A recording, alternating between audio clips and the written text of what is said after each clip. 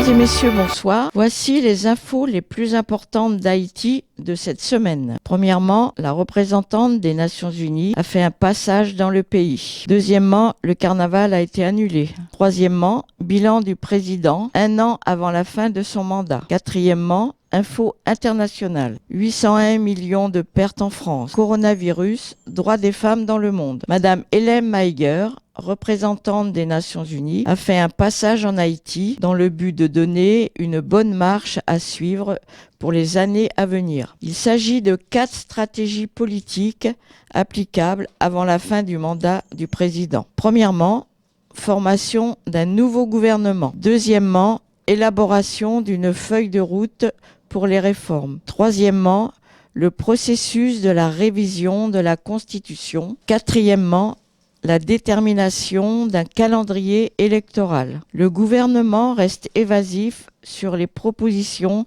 des Nations Unies après cette rencontre. C'était la grande confusion en Haïti le dimanche 23 février.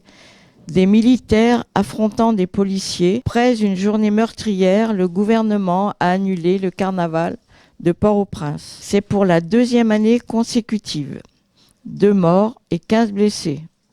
Après nos investigations sur place, parmi eux, un soldat, des policiers et des civils. Des policiers nationaux étaient à nouveau en train de manifester après un premier mouvement le lundi 17 février pour réclamer de meilleures conditions de travail. Nous vous rappelons que le carnaval haïtien devait se dérouler à Port-au-Prince et dans 5 villes de province les 23, 24 et 25 février 2020. Dossier sur la corruption en Haïti. Plusieurs députés et avocats sont accusés de corruption en recevant des pots de vin et complices des détournements de fonds publics. Ces antagonistes doivent répondre le 2 mars au réquisitoire en dénonçant la violation de l'article 48 du Code d'instruction criminelle. Le mandat du 58e président de la République d'Haïti, M. Jovenel Moïse, prendra fin dans 1 an,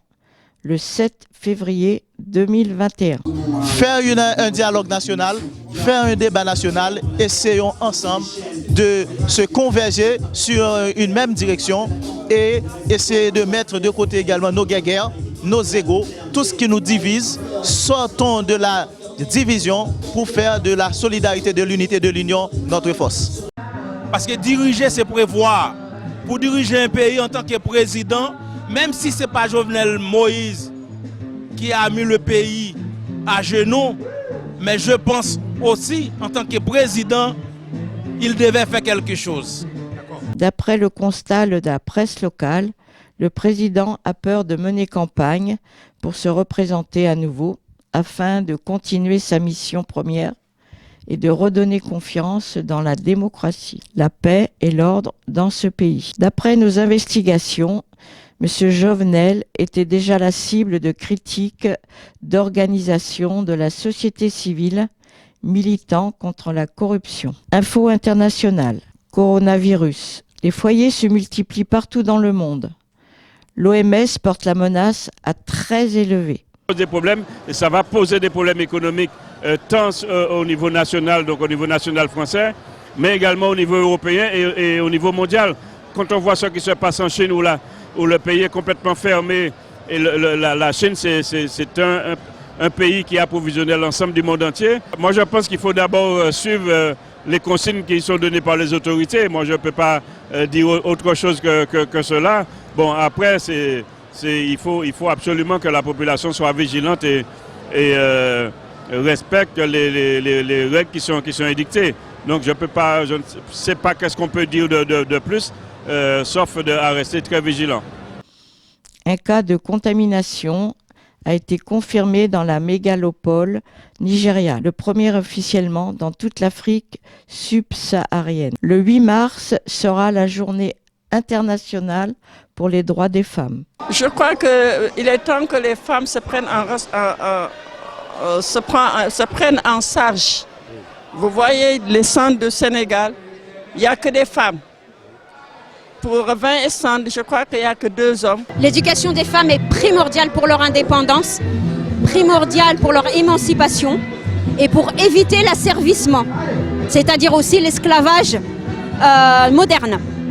C'est le 76e anniversaire du droit de vote des femmes en France. L'affaire Harvey Weinstein a commencé le 5 octobre avec la publication traditionnellement, les groupes et associations de militantes préparent des manifestations. Le New York Times d'une première série de témoignages d'actrices affirmant avoir été harcelées par le producteur hollywoodien. Ce très grand producteur est enfin condamné en février 2020. En 2019, l'explosion de l'ère MeToo dans le monde. C'est la révélation de toutes ces femmes abusées pour pouvoir seulement travailler et vivre comme tout le monde. Toujours sur le progrès du droit de la femme, la presse a constaté des femmes en premier rôle au cinéma et en politique. Les États-Unis, l'élection présidentielle aura lieu le 3 novembre 2020.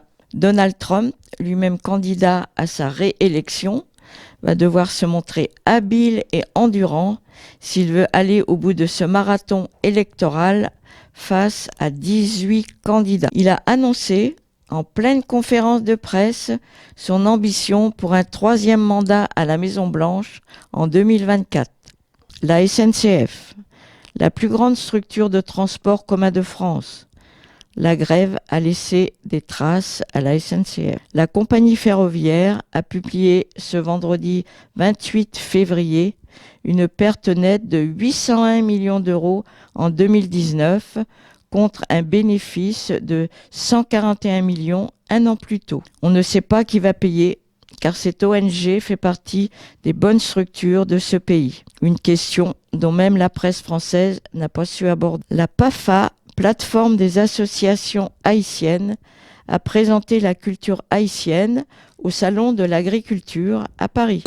Donc on est sur le Salon de l'Agriculture, pour l'année 2020. Donc on représente Haïti sur ce salon-là. Donc le but c'est de faire découvrir les saveurs d'Haïti. Donc on a fait les mangos, les jus de fruits aux mangues, les jus de fruits au corosol, pour que les visiteurs puissent déguster les saveurs d'Haïti. On a aussi présenté avec la marque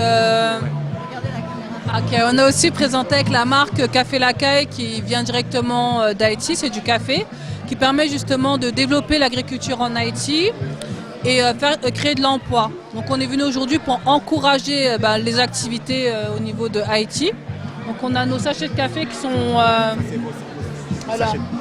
Le jeudi 7 mai 2020 aura lieu l'élection de Miss Haïti internationale en présence de l'artiste Dieudonné Larose. Nous vous remercions tous de nous suivre sur le live 24/24 sur Haïti Média Télé, Clin d'œil Télévision. Envoyez-nous vos clips et vos émissions, on les diffusera. C'était les infos importantes d'Haïti de cette semaine. Toute l'équipe vous dit à bientôt sur Clin d'œil Télévision, Haïti Média Télé.